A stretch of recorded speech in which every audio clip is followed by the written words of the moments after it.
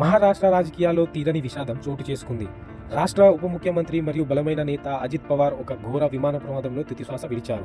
నేడు ఉదయం పూణే జిల్లా బారామతి వద్ద జరిగిన ఈ ప్రమాదం యావత్ భారతదేశానికి దుఃఖం కలిగించింది. ముంబై నుండి బారామతికి బయలుదేరిన చార్టర్డ్ విమానం లియర్ జెట్ 45 బారామతి విమానాశ్రయ వద్ద ల్యాండింగ్ సమయంలో కుప్పకూలిపోయింది. విమానం నేలకూలిన వెంటనే భారీ మంటలు చెలరేగాయి.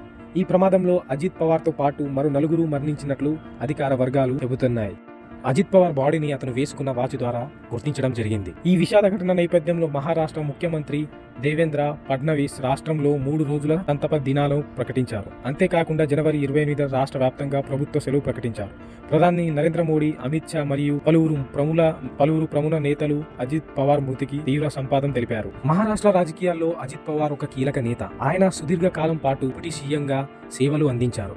ఆయన మరణం మహారాష్ట్ర రాజకీయాల్లో మరియు ఎన్సీపీ పార్టీల్లో పూడ్చలేని లోటును మిగిల్చింది.